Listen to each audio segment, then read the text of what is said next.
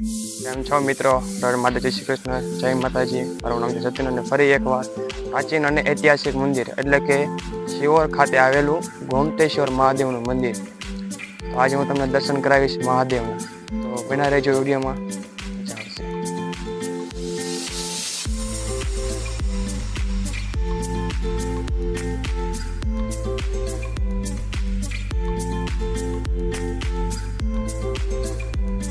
શિહોરના નવનાથ મહાદેવમાં એક મંદિર એટલે કે ગોમતેશ્વર મહાદેવ મંદિર કે જે પ્રાકૃતિક સૌંદર્યના કારણે પ્રખ્યાત છે.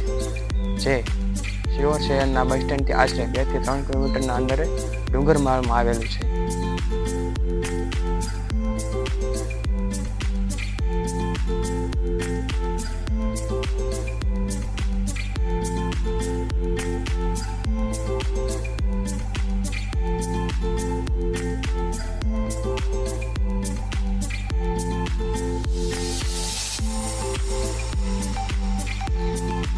લોકોના કહ્યા મુજબ અહીં ગૌતમ ઋષિએ રાત્રે વાસો કર્યો હતો.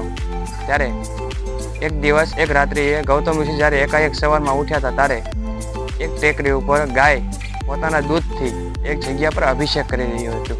ત્યારબાદ જ્યારે ગૌતમ ઋષિએ ત્યાં માટી હટાવી તો ત્યાં એક શિવલિંગનું પ્રાગટ્ય થયું હતું. જે બાદ ગૌતમ ઋષિએ તેને તપ કરી અને શિવજીને પ્રસન્ન કર્યા હતા.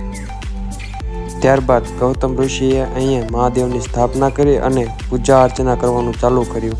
ત્યારથી જ અહીંયા મહાદેવ હાજરા હજુર સાક્ષાત છે. ગૌતમ ઋષિને એક દિવસ તરસ લાગી હતી. જે બાદ તેઓને વરુણદેવને આહવાન આપ્યું હતું. ત્યારબાદ વરુણદેવે અહીં ગોમતી નગર પ્રગટ કરી અને તે આહવાન પૂરું કર્યું હતું. જે બાદ અહીં ગોમતી નગરનું પ્રાગટ્ય થયું હતું. ત્યાંથી જ અહીંયા ગોમતેશ્વર મહાદેવ તરીકે ઓળખવામાં આવે છે.